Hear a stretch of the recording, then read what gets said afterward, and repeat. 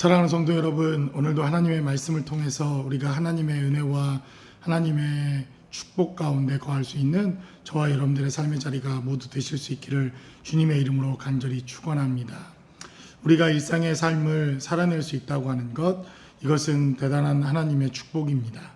특별히 신명기 28장 15절로 오늘 24절에 기록되어져 있는 이 하나님의 말씀은 축복에 대한 하나님의 말씀과 함께 신명기 28장에 우리가 하나님을 떠나고 하나님의 말씀에 불순종하게 되어지는 우리의 삶의 자리에서 우리가 당하게 되어지는 저주에 대한 메시지가 오늘 본문 가운데 기록되어져 있습니다.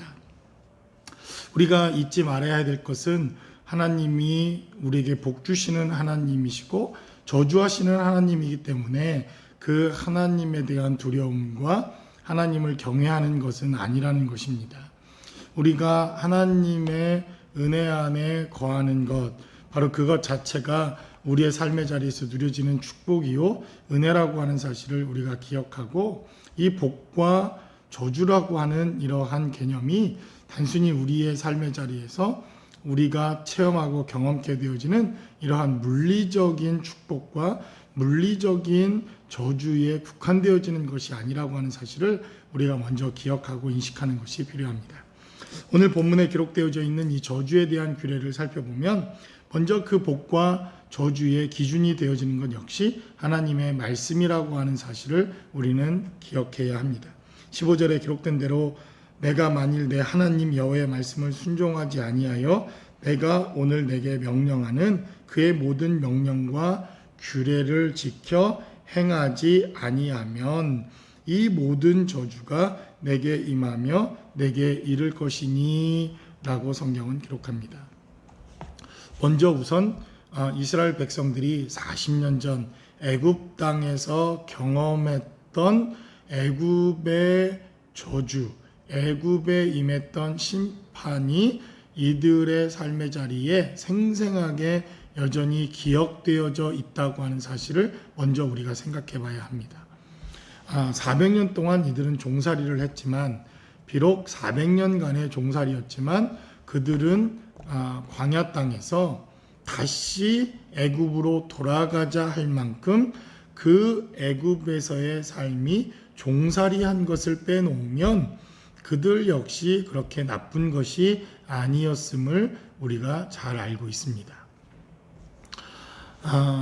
그런데 이들은 하나님의 말씀으로 말미암아 애굽에 임한 10가지 재앙, 애굽에 임한 10가지 저주를 그들은 보았습니다.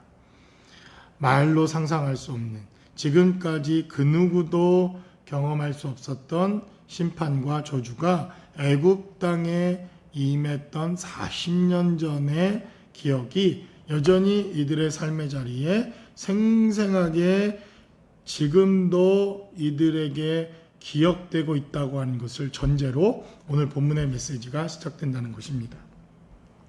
그래서 16절에 기록된 대로 내가 성읍에서도 저주를 받으며 들에서도 저주를 받을 것이다. 성경은 이렇게 증가하고, 또 내 광주리와 떡반죽 그릇이 저주를 받을 것이요 라고 성경은 기록합니다.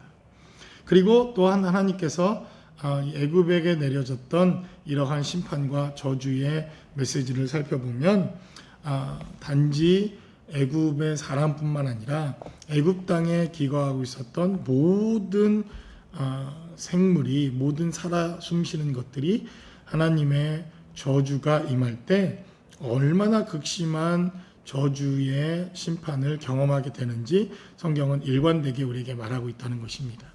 그래서 바로 이 애굽의 심판이 있기 전에 성경은 몇몇 하나님께서 경고하셨던 심판의 메시지가 성경에 이미 기록되어져 있습니다. 그 아마도 대표적인 메시지가 있다면 에덴 동산에서 그들이 심판을 받아 쫓겨났던 사건, 바로 땅이 저주를 받고 엉겅퀴를 내고 가시덤불을 내고 인간의 죄로 말미암아 이 하나님이 만들어 놓으신 피조물도 죄의 영향을 받은 사건, 이것이 바로 창세기의 사건입니다. 그래서 로마서 8장에서는 바로 이 인류의 죄로 말미암아 신음하고 있는 세 가지의 종류에 대해서 성경은 우리에게 증가합니다. 우리의 죄로 말미암아 성경이 말씀하고 있는 에덴 동산의 타락, 피조물의 고통과 고난에 대해서 사도 바울은 로마서 8장에 기록합니다. 그리고 또한 성령의 처음 열매를 받은 하나님의 피조물들, 바로 우리를 말합니다. 하나님의 백성들도 여전히 고통과 고난 가운데 있다라고 말합니다. 그 죄의 영향력은 또 어디까지 미칩니까? 하나님이라도 탄식하실 수밖에 없는 부분에 대해서 로마서 8장은 또한 우리에게 증가합니다. 그래서 예수께서 십자가에 못 박히셔야 되는 이유가 바로 이 죄의 영향력 아래 놓여 있었던 인류의 저주, 심판에 대한 메시지였음을 성경은 우리에게 말씀하고 있습니다. 그래서 19절에 기록된 대로 내가 들어와도 저주를 받고 나가도 저주를 받을 것이다. 성경은 이렇게 말합니다. 이렇게 성읍과 땅이 저주를 받아 하나님의 심판에 이르게 되어지는 메시지가 20절까지 기록되어져 있고, 이제 21절에서부터는 우리 개인이 받을 수 있는 저주와 심판에 대한 메시지가 기록됩니다. 그래서 질병도 바로 죄의 흔적, 사망의 흔적, 그리고 저주의 흔적으로 오늘 21절에 기록됩니다. 여호와께서 내 몸에 연병이 들게 하사 내가 들어가 차지할 땅에서 마침내 너를 멸하실 것이며 라고 성경은 기록합니다. 그래서 자주 성경에 등장하는 이 연병 혹은 질병 혹은 기근, 또 여러 가지 죄로 말미암아 우리에게 생기는 여러 가지 육체의 질병들이 바로 죄와 대단히 밀접하게 연관되어져 있고 사단과도 대단히 밀접하게 연관되어져 있는 것을 봅니다.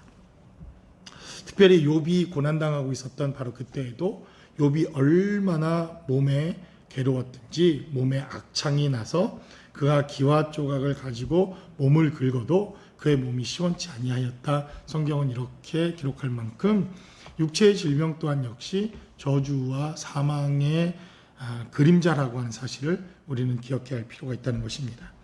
어쩌면 우리는 코로나 바이러스라고 하는 이 사태를 맞이했습니다.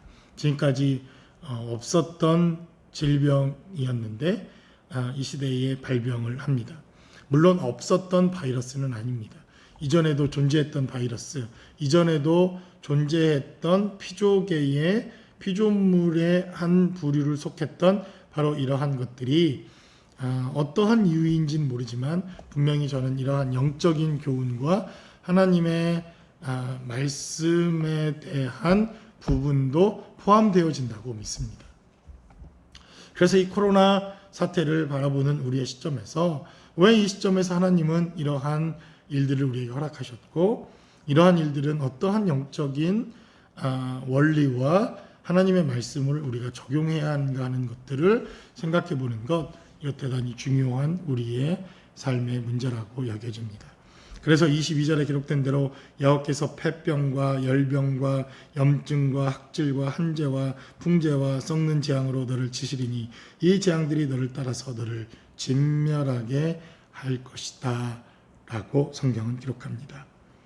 바로 이러한 저주의 기준이 되는 것 역시도 하나님의 말씀에 따라 살아내느냐 살아내지 못하느냐였다는 것입니다.